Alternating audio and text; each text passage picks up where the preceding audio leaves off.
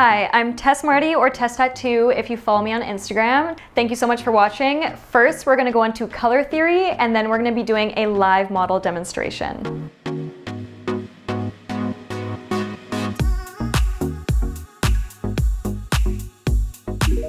What is dark lip neutralization?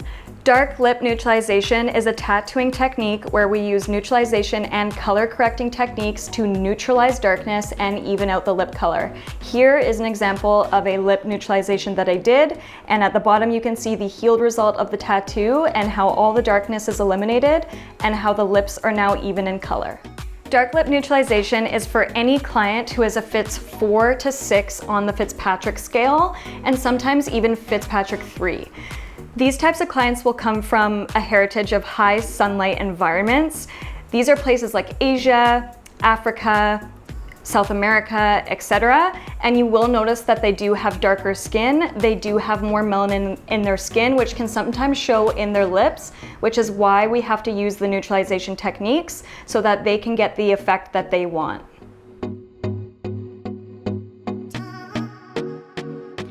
When working with dark lip neutralization, you need to know color theory. So first, we're gonna start with the basics. This is the color wheel, and it's split in two, warm and cool colors. When you look at the color wheel, the cool side is more related to winter, and you can see that those colors are cold, dull, and dark. The warm side is more brilliant and vibrant and warm, related to summer, and these colors are more light. When you compare yellow and blue, it's really easy to see that yellow and orange are more on the warm side and blue and purple are more on the cold side. It is important to note that there are cool and warm colors for each hue. So if you look at this diagram, you can see that the bottom layer is red, but these are all cool reds. And the top layer is still red, but they're all warm reds. And then the middle layer is all reds, but they're neutral. So they have some cool and some warm. If you look at this picture, you can see that there is blue, yellow, green, and red.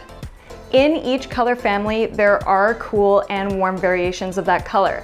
With yellow, it is predominantly a warm hue, but there are cooler and warmer versions of it, just like there are in any other color. In order to learn how to work with dark lips, you need to know how to identify colors. This is something that I talk about in all of my online courses and all over my Instagram, and that is hue, saturation, and value. Hue, saturation, and value help us identify colors and also help us distinct colors from one another. Hue is basically a color on the color wheel, and that can be like yellow or red or blue. Saturation is how bright, pure, and intense a color is. If a color is lowly saturated, it usually looks really dull and muted. If a color is highly saturated, it usually looks really pure and bright. Value has nothing to do with color or hue at all. It's how light or dark a color is. So if you look at a deep dark purple, that's going to have a dark or low value. If you look at a light baby pink, that is going to have a light value because it's more light. Now we're going to talk about complementary colors and how they work. Complementary colors is the most important color harmony in dark lip neutralization because this is the kind of color harmony that we use in order to neutralize dark lips. These are complementary colors. Complementary colors are colors that are opposite of each other on the color wheel. When you mix these colors together, like yellow and purple, they cancel each other out and they neutralize each other. Now we're going to talk about what colors do not work for dark lip neutralization. Cool and dark colors do not work for neutralization. Why? Because melanin, which is what we're working with, already has a dark value, and it is also a brown dark color. Now imagine that you mix a cool color with brown. Let's take purple. You get a darker purple. So if you have your client coming in, she's a Fitz 5, she has dark, deep lips, and you're tattooing a dark, deep red onto her lips, she's going to have a darker purple as the outcome for her lip tattoo. This is why I recommend to only stick with warm colors for dark lip neutralization. Let's look at another demonstration, this time with blue. If you mix blue and brown melanin together, you get black. So imagine you're using a very, very cool color with a high concentration of blue in that pigment. And then you tattoo that onto a client who is a Fits 5. That client's lips are going to go darker and they are going to have an undesired result. If you're curious about what you're using or what's in your pigment bottles, you can always check the material safety data sheets of your pigment and check the CI numbers for blue, violet, or black. Now we're going to talk about how I determine what shade of orange to use or what warm color to use. And disclaimer, this is just my technique and how I do this and what works best for me. So let's take this client for example. She's about a Fits 5. So the first thing that I know is that she's a Fits 5 with lots of melanin. I know that I'm going to have to use warm colors. So my options are from red to yellow. Next, I'm going to identify the hue of her lips. So if you look at the center of her lips, I can see that her lips are kind of pinkish and they're a little bit brownish. So usually when a client has a pink center, I know that I'm gonna have to use orange. If a client has a purple center, I know that I'm gonna have to use yellow because that's a complementary color. But when a client like this usually has a pink center, I always use orange colors. Next, I'm gonna look at the saturation of her lips. Her lips aren't very saturated, they're a little bit muted, and the value of her lips is, I would say, about medium to dark. So just with those three things, I know that I'm gonna have to use orange. I know that I'm going to have to use a light and bright orange. Because her lips are lowly saturated, I wanna use a brightly saturated color, and because her lips are dark in value, I wanna use a color that has a lighter value. So I'm going to use a light orange on this client. I'm just gonna go over this again because it's a little bit confusing. There are a lot of different methods out there for choosing colors for dark lip neutralization. I'm gonna show you mine. There is a lot of discrepancy in the industry when we talk about undertone. For me, when I pick colors for dark lip neutralization, I do not look for a blue or brown undertone. When I pick colors for neutralization, I simply look at the center of the client's lips and I either see pink or I see purple. When you look at the center of the client's lips, it shouldn't be a guessing game. You should be trying to find a blue that you don't see or a brown that isn't there. For example, when I have this client come in, who's about a Fits 5, I look at the center of her lips and what do her lips look like? They look pink. They don't look blue. I see pink, which means I'm going to have to use an orange color. Now let's take a different client for example. This is a client that you may have often as well. This is about a Fits 6 client. And if you look at the center of her lips, you don't see pink, you don't see blue, you see purple. What is the complementary color to purple? Is yellow. So I know that for this client, I'm going to have to use a yellowy orange. Just a disclaimer, this is just how I do my dark lip neutralizations and how I pick my colors for my clients. If you do something different, it doesn't mean that it's any worse or wrong. This is just how I found what works best for me for dark lip neutralization over the years that I've been doing it. Now I'm going to show you a client comparison and how that there is not just one neutralization color that can be used for all clients because every client is different and unique. Here is our first client. She's about a Fits 3. She does come from Asian descent and she does have a teeny bit of visible melanin in her lips. If you look at the center of her lips are pink, the saturation is very low, and the value is very light. Her lips are very light, they don't have a lot of color, but they are pink. But they do have a little bit of melanin. When somebody has less melanin, I know that I can play more with color. But because she's a Fits 3 and she comes from Asian descent, I still want to use something warm.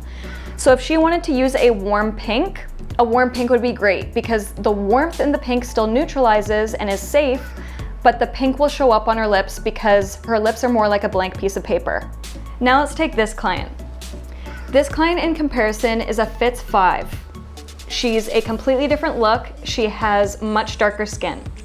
And if you look at her lips, they're much darker as well. If you look at the center of her lips, they are pink, so I know that I'm going to have to use orange. And if you look at the saturation, They are a little bit more saturated than the last client, so she has about a medium saturation, and the value of her lips is very dark. So immediately I know that she needs neutralization. She is a Fitz 5, she comes from African descent. And second, I know that I'm going to have to use orange because the center of her lips are pink. Because her lips have a medium saturation, I do want to use still a pigment that has a very high saturation. And because the value of her lips are very dark, I want to use a pigment that is very light. I'm going to show you when you need to use yellow pigment. There are two instances where you need to use yellow pigment. The first instance is when you have a client who has purple lips. If you look at the center of her lips are purple. Now this client is a Fitz about 6. She has very, very dark lips, and the center of her lips is purple. So I know that I want to use a color that is yellow because yellow is complementary to purple, which means it'll help neutralize her lips better. I don't always like to use yellow. I don't like to use yellow if I don't have to, and I never like to use yellow alone. So if I'm going to use yellow for a client like this, I'm always going to mix it 50-50 with a little bit of orange. The second instance where you want to use yellow is when you have a client who has got very high melanin count and her lips are extremely dark. What is the lightest color on the color wheel? The lightest color is yellow. So if you have a client who comes in and their lips are very dark, what do you think is the opposite to very dark? It's yellow, because yellow is the lightest color. And that is why you need to use yellow in these two cases.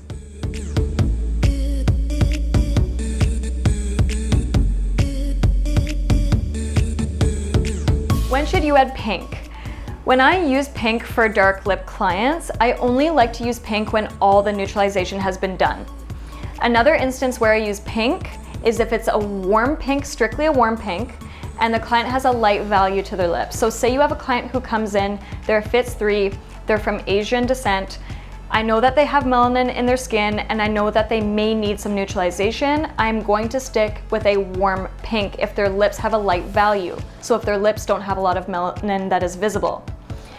I never recommend to use cool pinks. I never recommend to use dark pinks, even after the neutralization has been done. If you ever go in with target color and it's cool or dark, even after neutralization has been done, it will bring back that darkness, and that's from my experience. So whenever you're using pinks, always make sure it's warm pinks. I'm going to share with you my top used neutralization pigments by color. So first we're going to start with orange. These are my top used pigments in neutralization. This is Bora Bora Peach in my right hand, and in my left hand is Maximus Peach Blossom. These are both from world famous ink. These are tattoo pigments. They do have a lot of coverage, which is good for neutralization. Bora Bora Peach is my top used color for dark lip neutralization. These are the yellows that I like to use. This is Eternal Orange from Eternal Ink, which is another tattoo pigment, and this is Canary Yellow from world famous ink. I like to use these in scenarios where the lips are purple or they're very dark. Now I'm going to show you the reds that I like to use. I like to use Paul Rogers Red by World Famous, and this is Tangerine by Eternal Ink. Tangerine is a little cool, so you have to be careful when you use it on dark lips. I would recommend to use this on lips that have a lighter value, and Paul Rogers Red I also recommend to use on lips that have a lighter value. These are the warm pinks that I like to use. In my right hand is Eternal Ink. This is Papaya and Rose Satin. You can see that these are warm pinks. Over here, I have Oleg Blush and 80 Poncho Peach. These are by World Famous Ink, and again, these are warm pinks. Healing for dark lips can be a little scary. I'm going to show you a client of mine when I first started dark lip neutralization and her healing process. Here is her lips from week 1 to week 6. As you can see, at 6 weeks, her lips have evened out, lightened, and brightened. But during the 6-week healing process, you can see that she has some active hyperpigmentation and some active hypopigmentation. This happens when the melanocytes in her skin either overproduce melanin, causing the darker areas, or underproduce, causing the light pink areas.